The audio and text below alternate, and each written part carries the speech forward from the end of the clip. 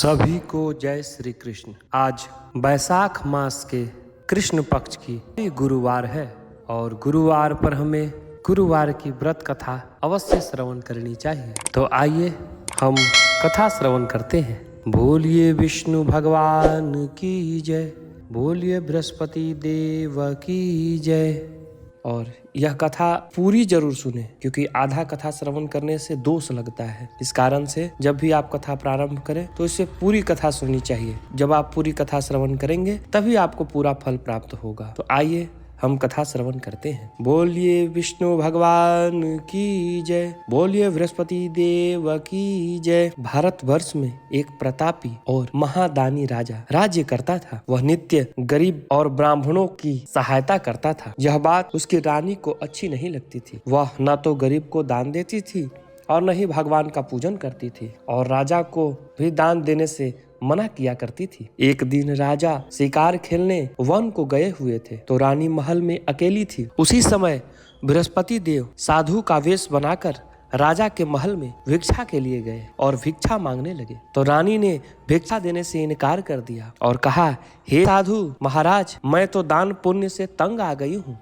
मेरा पति सारा धन लुटाते रहते हैं। मेरी इच्छा है कि हमारा सारा धन नष्ट हो जाए और फिर न रहेगा बांस और न बजेगी बांसुरी। साधु ने कहा, हे देवी, तुम तो बड़ी विचित्र हो। धन संतान तो सभी चाहते हैं, पुत्र और लक्ष्मी तो पापी के घर में भी होना चाहिए। यदि तुम्हारे पास अधिक धन है तो भूखों को भोजन दो, प्यासों को पानी पिलाओ, मुसाफिरों के लिए धर्मशालाएं खुलवाओ। जो निर्धन अपनी कुंवारी कन्या का विवाह नहीं कर सकते हैं, उनका विवाह करा दो। ऐसा और कई काम है जिनके करने से तुम्हारा यश लोक परलोक में फैलेगा। परंतु रानी पर उपदेश का कोई प्रभाव न पड़ा। वह बोली, महाराज, आप मुझे कुछ न समझाएं। मैं ऐसा धन नहीं चाहती जो हर जगह बांटती फिरूं। साधु ने उत्तर दिया, यदि तुम्हारी ऐसी ही इच्छा है तो तथास्तु। तुम ऐसा करना कि बृहस्पतिवार को घर लीपकर पीली मिट्टी से अपना सिर धोकर स्नान करना और भट्ठी चढ़ाकर कपड़े धोना। ऐसा करने से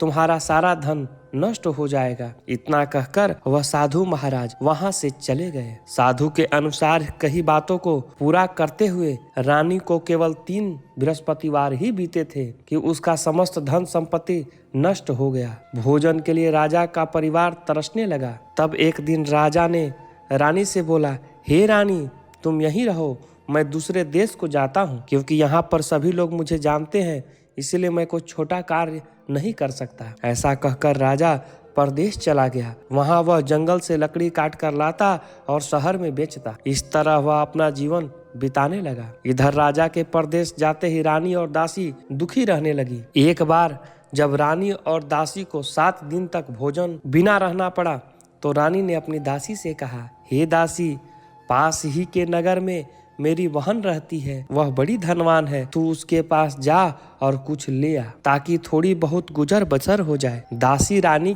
की बहन के पास गई। उस दिन गुरुवार था और रानी की बहन उस बृहस्पतिवार व्रत की कथा सुन रही थी। दासी ने रानी की बहन को अपनी रानी का संदेश दिया, लेकिन रानी की बड़ी बहन ने कोई उत्तर नहीं दिया। जब दासी को रानी की बहन से कोई उत्तर न मिला तो वह बहुत दुखी हुई और गुस्सा भी आया। दासी ने वापस आकर रानी को सारी बात सुना दी। सुनकर रानी ने अपने भाग्य को कोसा। उधर रानी की बहन ने सोचा कि मेरी बहन की दासी आई थी, परंतु मैं उससे नहीं बोला, इससे वह बहुत दुखी हुई होगी। कथा सुनकर और पूजन को समाप्त करके वह अपने बहन के घर आई और कहने लगी, हे बहन, मैं बृहस्पतिवार का व्रत कर रही थी, तुम्हारी दासी मेरे घर आई, परंतु जब तक कथा होती तब तक न तो उठते और न ही बोलते हैं, इसलिए मैंने नहीं बोला। कहो दासी, क्यों आई थी? रानी बोली, बहन, तुमसे क्या छुपाऊं, हमारे घर में खाने तक को अनाज नहीं था। ऐसा कहते कहते रानी की आंखें भर आई। उसने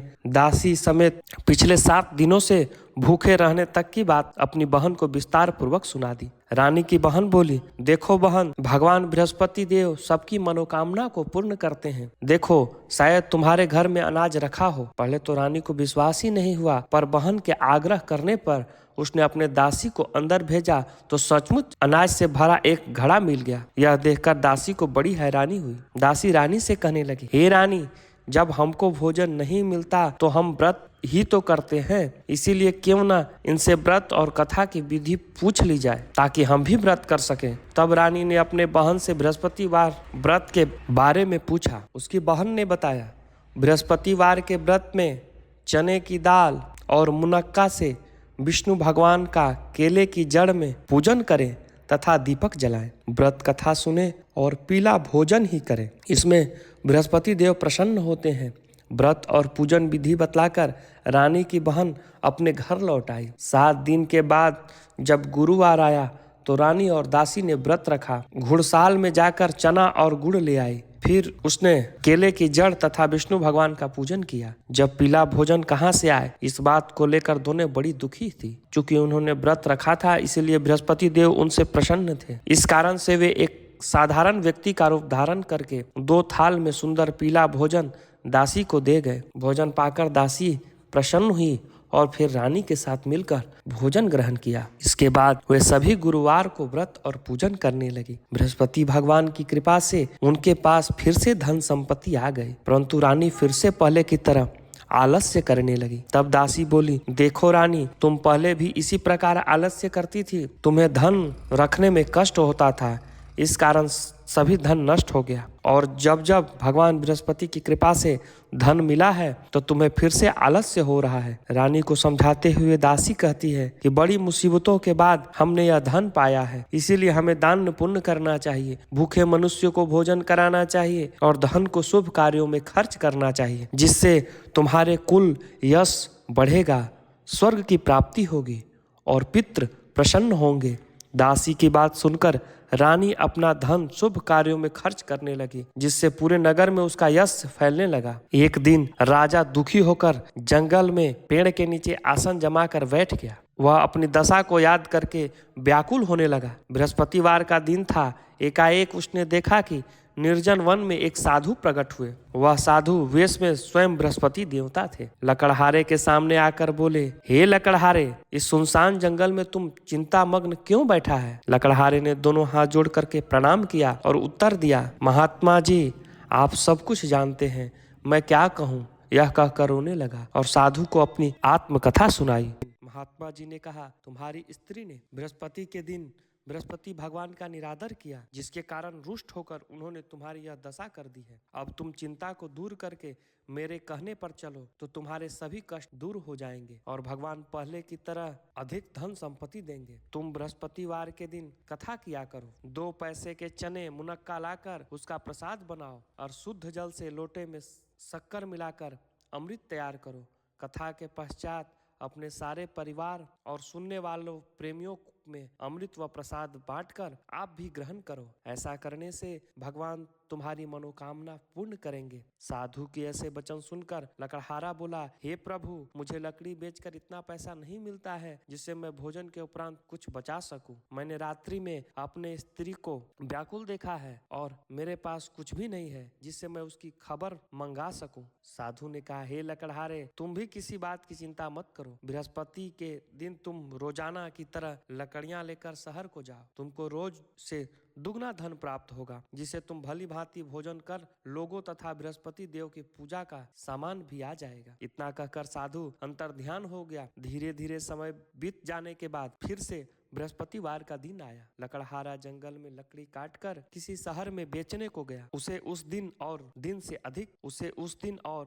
अधिक पैसा मिला। राजा ने चना गुड़ आदि लाकर गुरुवार का व्रत किया। इस दिन से उसे सभी क्लेश दूर हो गए। परंतु जब भी दोबारा गुरुवार दिन आया तो बृहस्पतिवार का व्रत करना भूल गया। इस कारण बृहस्पति भगवान नाराज हो गए और उस दिन उस नगर के राजा ने विशाल यज्ञ का आयोजन किया तथा शहर में यह घोषणा करा दी कि कोई भी मनुष्य अपने घर में भोजन न बनावे, न आग जलावे, समस्त जनता मेरे यहाँ भोजन करने आवे। इस आज्ञा को जो न मानेगा उसे फांसी की सजा दी जाएगी। इस तरह घोषणा संपूर्ण नगर में करवा दी गई। राजा की आज्ञा के अनुसार शहर के सभी लोग भोजन करने गए, लेकिन लकड़हारा कुछ देर से पहुंचा, इसीलिए राजा ने उसको अपना साथ घर लिवा ले गए और ले जाकर भोजन करा रहे थे तो रानी की दृष्टि उस खूंटी पर पड़ी जिस पर उसका हार लटका हुआ था। वह वहां पर दिखाई नहीं दिया। रानी ने निश्चय किया कि मेरा हार इस मनुष्य ने चुरा लिया है। उसी समय सिपाहियों को बुलाकर उसे कारागार में डलवा दिया। जब लकड़हारा कारागार में पड़ गया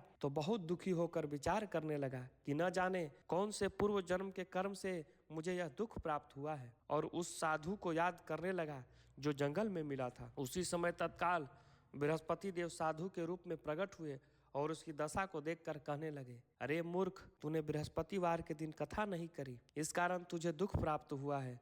अब चिंता मत कर, बृहस्पतिवार के दिन कारागार के दरवाजे पर 4 पैसे पड़े मिलेंगे, उनसे तू बृहस्पति देव की पूजा करना, तेरे सभी कष्ट दूर हो जाएंगे। बृहस्पति के दिन उस 4 पैसे मिले। लकड़हारे ने कथा कही। उसी रात्रि को बृहस्पति देव ने उसे नगर के राजा को स्वप्न में कहा, हे राजन, तूने जिस आदमी को कारागार में बंद कर दिया है वह निर्दोष है, वह राजा है, उसे छोड़ दो। रानी का हार उसी खूंटी पर लटका है, अगर तूने ऐसा नहीं करेगा तो मैं तेरे राज्य को नष्ट कर दूंगा। इस तरह रात्रि के स्वप्न को देखकर राजा सुबह उठकर खूंटी पर हार देखकर लकड़हारे को बुलाकर क्षमा मांगी तथा लकड़हारे को योग्य सुंदर वस्त्र और आभूषण देकर विदा कर दिया। बृहस्पति देव की आज्ञा के अनुसार लकड़हारा अपने नगर को चल दिया। राजा जब अपने नगर के निकट पहुंचा तो उसे बड़ा आश्चर्य हुआ।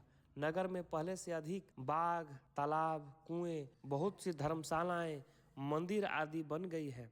राजा ने पूछा, किसका बाग और धर्मशाला है? तब नगर के सब लोग कहने लगे, यह सब रानी और दासी के हैं। तो राजा को आश्चर्य हुआ और गुस्सा भी आया। जब रानी ने यह खबर सुनी कि राजा आ रहे हैं तो उसने दासी से कहा कि हे दासी, देख, राजा हमको कितनी बुरी हालत में छोड़कर गए थे। हमारी ऐसी हालत देखकर वह लौट ना जाए, इसीलिए तू दरवाजे पर खड़ी हो जा। आज्ञा के अनुसार दासी दरवाजे पर खड़ी हो गई। राजा आए तो उन्होंने अपने साथ लिवा लाई। तब राजा ने क्रोध करके अपनी रानी से पूछा, यह धन तुम्हें कैसे प्राप्त हुआ है? तब उसने कहा, हमें यह सब धन बृहस्पति देव के इस व्रत के प्रभाव से प्राप्त हुआ है। तब राजा ने निश्चय किया कि 7 रोज बाद तो सभी बृहस्पति देव की पूजा करते हैं, परंतु मैं प्रतिदिन 3 बार यह कथा तथा रोज व्रत किया करूंगा। अब हर समय राजा के दुपट्टे में चने की दाल बंधी रहती तथा दिन में 3 बार कथा करता और कथा सुनता। एक रोज राजा ने विचार किया कि चलो अपने बहन के यहाँ से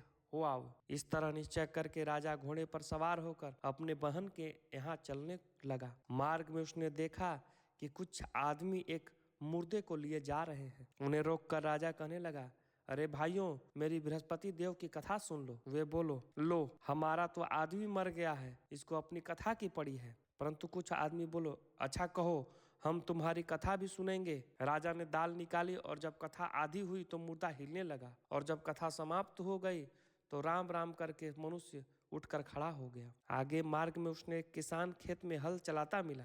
राजा ने उसे देखकर और उससे बोला, अरे भैया, तुम मेरी बृहस्पतिवार की कथा सुन लो। किसान बोला, जब तक मैं तेरी कथा सुनूंगा तब तक 4 हरैया हर जोत लूंगा। जा अपनी कथा किसी और को सुनाना। इस तरह राजा आगे चलने लगा। राजा के हटते ही बैल पछाड़ खाकर गिर गया तथा किसान के पेट में बड़ी जोर का दर्द होने लगा। उसी समय उसकी माँ रोटी लेकर आई। उसने जब यह देखा तो अपने पुत्र से सब हाल पूछा और बेटे ने सभी हाल कह दिया। तो बुढ़िया दौड़ी दौड़ी उस घुड़सवार के पास गई और बोली कि मैं तेरी कथा सुनूंगी, तू अपनी कथा मेरे खेत पर चलकर ही कहना। राजा ने बुढ़िया के खेत पर जाकर कथा कही, जिसके सुनते ही बैल उठकर खड़े हो गए।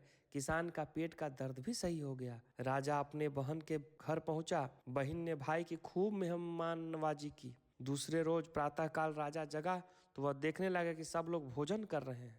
राजा ने अपने बहन से कहा, ऐसा कोई मनुष्य है जिसने भोजन नहीं किया है? वह मेरी बृहस्पतिवार की कथा सुन ले। बहन बोली, हे भैया, यह देश ऐसा ही है कि पहले यहाँ लोग भोजन करते हैं, बाद में दूसरा काम करते हैं। अगर कोई पड़ोस में हो तो देख। वह ऐसा कहकर देखने चली गई, परंतु उसे कोई ऐसा व्यक्ति नहीं मिला जिसने भोजन न किया हो। अतः वह एक कुम्हार के घर गई जिसका लड़का बीमार था। उसे मालूम हुआ कि उसके यहाँ 3 रोज से किसी ने भोजन नहीं किया है। रानी ने अपने भाई की कथा सुनने के लिए उस कुम्हार को कहा तो वह तैयार हो गया। राजा ने जाकर बृहस्पतिवार की कथा कही, जिसको सुनकर उसका लड़का ठीक हो गया। अब तो राजा की प्रशंसा होने लगी। एक रोज राजा ने अपने बहन से कहा कि हे बहन, हम अपने घर को जाएंगे, तुम भी तैयार हो जाओ। तब राजा की बहन ने अपनी सास से कहा, तो सास ने कहा कि चली जा, परंतु अपने लड़के को मत ले जाना, क्योंकि तेरा भाई के यहाँ कोई औलाद नहीं है। बहन ने अपने भैया से कहा, हे भैया, मैं तो चलूंगी, पर कोई बालक नहीं जाएगा।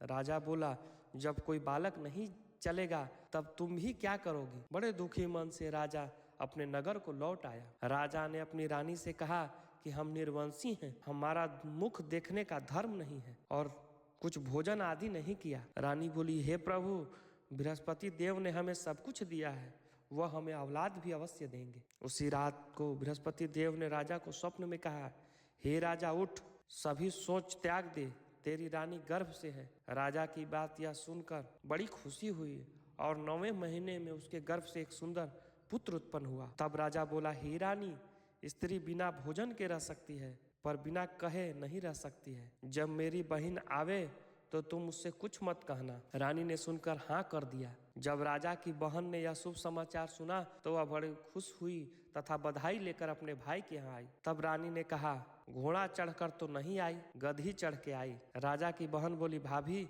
मैं इस प्रकार न कहती तो तुम्हें औलाद कैसे मिलता? बृहस्पति देव ऐसे ही हैं, जैसे जिसके मन में मनोकामना है सभी को पूर्ण करते हैं। जो सदा भावना पूर्वक बृहस्पतिवार का व्रत करता है तथा कथा पढ़ता या सुनता है और दूसरों को सुनाता है तो बृहस्पति देव उसकी सभी मनोकामना पूर्ण करते हैं। भगवान बृहस्पति देव उसकी सदैव रक्षा करते हैं तथा संसार में जो मनुष्य सद्भावना से भगवान जी का पूजन व्रत सच्चे मन से करता है तो उसकी सभी मनोकामनाएं पूर्ण होते हैं। जैसे सच्ची भावना से रानी और राजा ने उनकी कथा का गुणगान किया तो उनकी सभी इच्छाएं बृहस्पति देव ने पूर्ण की। आइए अब हम आगे की कथा श्रवण करते हैं। बहुत प्राचीन काल में एक ब्राह्मण रहता था। वह बहुत ही गरीब था। उसके यहाँ कोई संतान भी नहीं थी। उसकी स्त्री बहुत मलिनता के साथ रहती थी। वह स्नान न करती थी, किसी देवता का पूजन न करती थी। इससे ब्राह्मण देवता बड़े दुखी थे। बेचारे बहुत कुछ कहते थे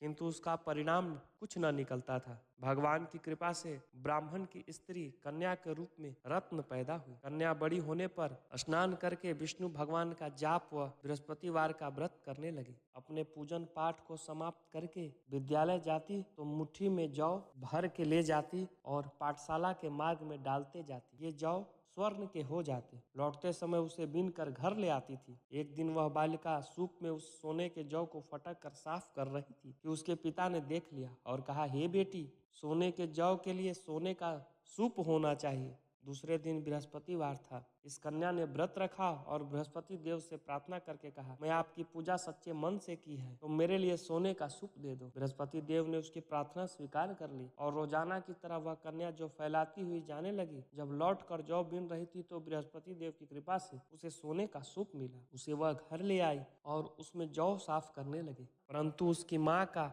वही ढंग रहा। एक दिन की बात है, वह कन्या सोने की सूप में जौ साफ कर रही थी। उसी समय शहर का राजपुत्र वहां से होकर निकला और उस कन्या के रूप और कार्य को देखकर मोहित हो गया और अपने घर आकर भोजन जल त्याग कर उदास होकर लेट गया। राजा को इस बात का जब पता लगा तो अपने प्रधानमंत्री के साथ उसके पास गए और बोले, बेटा, तुम्हें किस बात का कष्ट है? किसने तेरा अपमान किया है अथवा और कोई कारण है तो हमसे कहो, मैं वही कार्य करूंगा जिससे तुम्हें प्रसन्नता हो। अपने पिता की राजकुमार ने बातें सुनी तो वह बोला, मुझे आपकी कृपा से किसी बात का दुख नहीं है। किसी ने मेरा अपमान भी नहीं किया है, परंतु उस लड़की से विवाह करना चाहता हूँ जो सोने के सूप में जौ साफ कर रही। यह सुनकर आश्चर्य में पड़ गया राजा और बोला, बेटा, इस तरह की कन्या का पता तुम ही लगाओ, मैं तुम्हारे साथ उसका विवाह जरूर कर दूंगा। राजकुमार ने उस लड़की के घर का पता बतलाया। तब मंत्री उस लड़की के घर गए और ब्राह्मण देवता को सभी हाल बतलाया। ब्राह्मण देवता राजकुमार के साथ अपनी कन्या का विवाह करने के लिए तैयार हो गए और विधि विधान के अनुसार ब्राह्मण की कन्या का विवाह राजकुमार के साथ हो गया। कन्या के घर जाते ही पहले की भांति उस ब्राह्मण देवता के घर में गरीबी का निवास हो गया। जब भोजन के लिए अन्न बड़ी मुश्किल से मिलता था। एक दिन दुखी होकर ब्राह्मण देवता अपने पुत्री के पास गए। बेटी ने पिता को दुखी अवस्था में देखकर अपनी माँ का हाल पूछा। तब ब्राह्मण ने सभी हाल कहा। कन्या ने बहुत सारा धन देकर अपने पिता को विदा कर दिया। इस तरह ब्राह्मण का कुछ समय सुखपूर्वक बीता। कुछ दिन बाद फिर वही हाल हो गया। ब्राह्मण फिर अपनी कन्या के यहाँ गया और सारा हाल कहा तो लड़की बोली, हे पिताजी, आप माता जी को यहाँ लिया लाओ, मैं उसे विधि बता दूंगी जिससे गरीबी दूर हो जाएगा। वह ब्राह्मण देवता अपनी स्त्री को साथ लेकर पहुंचे तो अपनी माँ को समझाने लगी, हे माँ, तुम प्रातः काल सबसे पहले स्नान आदि करके विष्णु भगवान का पूजन करो तो सब दरिद्रता दूर हो जाएगी। परंतु उसकी माँ ने एक भी बात नहीं मानी। सुबह उठकर अपनी पुत्री के बच्चों के जूठन खा लिया। इससे उसकी पुत्री को भी गुस्सा आया और एक रात को कोठरी से सभी सामान निकाल दिया और अपनी माँ को उसी में बंद कर दिया। प्रातःकाल उसे निकाला तथा स्नान आदि करा के पाठ करवाया तो उसकी माँ की बुद्धि ठीक हो गई और फिर प्रत्येक बृहस्पतिवार को व्रत रखने लगे। इस व्रत के प्रभाव से उसके माँ पिता बहुत ही धनवान और पुत्रवान हो गए और बृहस्पति देव के प्रभाव से इस लोक में सुख भोग करके अंत में स्वर्ग वैकुंठ को प्राप्त हुए। बोलिए विष्णु भगवान की जय, बोलिए बृहस्पति देव की जय। कथा श्रवण करने के बाद हमें आरती जरूर करनी चाहिए। तो आइए हम बृहस्पति देव की आरती करते हैं।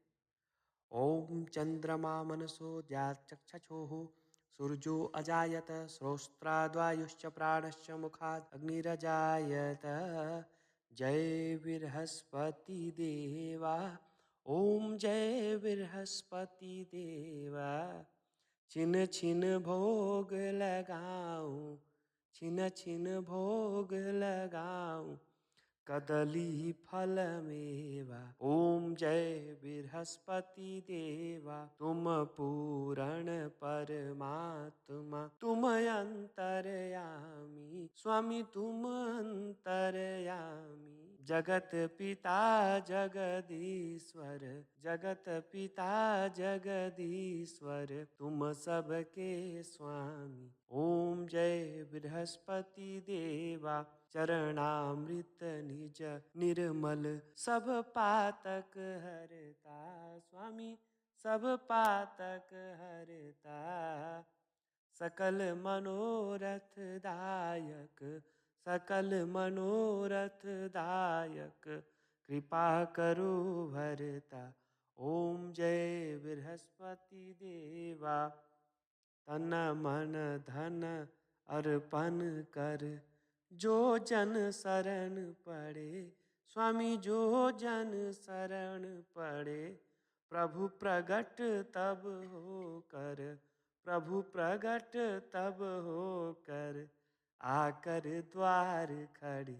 ओम जय बृहस्पति देवा, दीन दयाल दयानिधि, भक्तन हितकारी स्वामी, भक्तन हितकारी। पाप दोष सब हरता, पाप दोष सब हरता, भव बंधन हारी।